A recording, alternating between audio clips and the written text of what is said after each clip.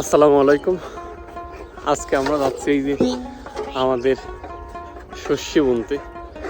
আমি প্রচণ্ড অসুস্থ থাকার কারণে কোনো বোঝালি নাই, কিন্তু আমার সব ভাইয়েরা বেসন সার এক একজনের মাথায় প্রায় 50-60 কেজি প্লাস করে সার বীজ 10টা দিয়ে তারা নিয়ে যাচ্ছে।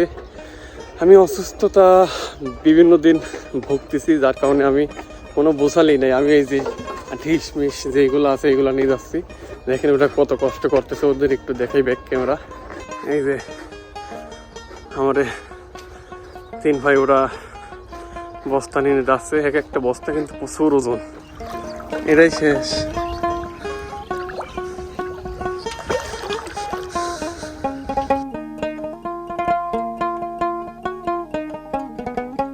ফাইনালি লং একটা জার্নি করার পর আমরা আমাদের জমিতে পৌঁছে গেলাম। এখন জমিতে সার ছিটাইব, তারপরে আমরা বীজটা রোপণ করব।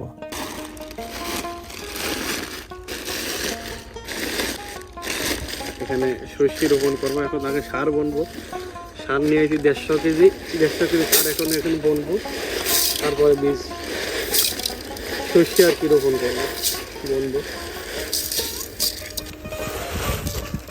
বাংলা দেখলা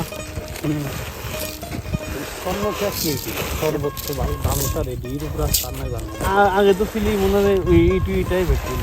আর বছর দেখলাম ওই আর 30 দিচ্ছিলাম, ওটার দাম ছিল 30 টাকা। ওইটা ছিল সোনালি কালার। প্রচন্ড অসুস্থতা, তবুও বাড়ির কাজ আসলে করতে হয়। দীর্ঘদিন অসুস্থতায় ভুগতেছিলাম, তবুও বাড়ির কাজ আসলে করা লাগে, যেহেতু আমরা গৃহস্থ পরিবারের ছেলে। এখন হচ্ছে এখানে 4 বিঘা প্লাস জমি আছে, মানে শস্য বুনবো। এখন সার দেব, বিভিন্ন প্রকারের সার আছে। আগে আমরা ডেপ সার দিচ্ছি, আরও অন্য সার দিবে নাসিম। 4-5 বিঘা বই, ওরা আসলে 2 ভাই একা একা পারবে কিনা, এই জন্য আমার আশা। তাছাড়াও আসলে বাড়ি থেকে মানা করছে, তবু আমি আইছি। আর নিজের কাজ আসলে করতেই হয়। এখন শুরু ছিটিয়ে দেওয়ার পর সার, ডেপ সার। এখন 4 বিঘা জমি বুনতেই প্রায় অনেক সময় লাগবে। বিসমিল্লাহ বলে শুরু করি। বিসমিল্লাহ।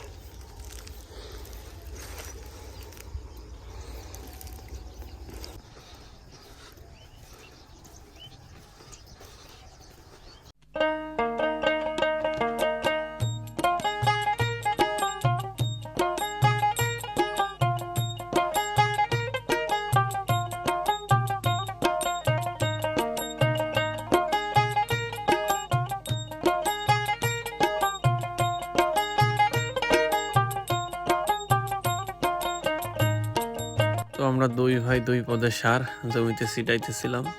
নাসিম লাল সারের লগে বিভিন্ন দস্তা মিক্সার করেও ছিটাইতেছে, আর আমি ড্যাপ সারগুলো ছিটাইতেছিলাম। তো অনেক সময়ের পর প্রায় এখানে আমাদের ওই সাইডে আর একটা দাগ আছে, এর এখানে 4 বিঘা আছে, মোট 5 বিঘা সরষা আমরা রোপণ করতেছি এবার, আলহামদুলিল্লাহ।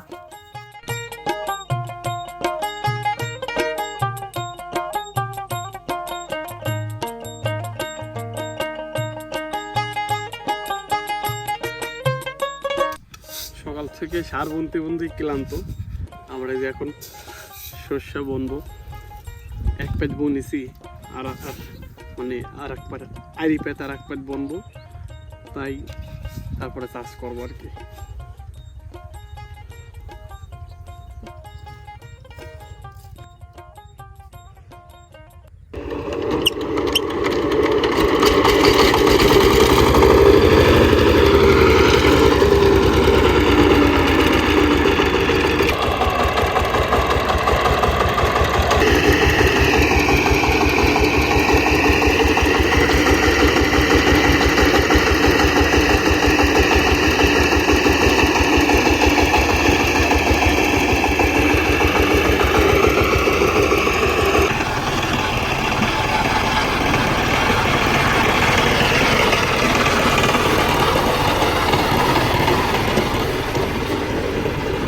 আমরা সকাল থেকে শুরু করে সার বীজ সব বোনা শেষ, তারপরে এখন আমরা চাষ করা শুরু করছি। আমি আসলে চাষ করতাম, আমার শরীরটা একদম ক্লান্ত হয়ে পড়ছে, কারণ অনেক সার আমি জমিতে ছিটাইছি এবং বেসন বুনেছি। আসলে খুবই ক্লান্ত।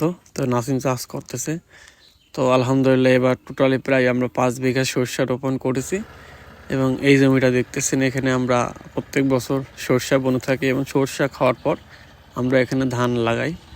তো আলহামদুলিল্লাহ গত বছর আমাদের খুবই ভালো আল্লাহ পাকে এখানে সরষা দিছিল, যা মানে কৃষিতে গবেষণা করলে পুরস্কার পাইতাম, মানে এতটা পরিমাণ সরষা আমরা এখানে আল্লাহ পাকের দানে মানে উৎপাদিত করছিলাম। আলহামদুলিল্লাহ এবারও আশা করছি তার থেকে খারাপ হবে না। তো আজকের ভিডিওটা এখানেই সমাপ্ত করছি। ভুল ত্রুটি হলে ক্ষমার দৃষ্টিতে দেখবেন। সবাই ভালো থাকেন, সুস্থ থাকেন। আল্লাহ হাফেজ।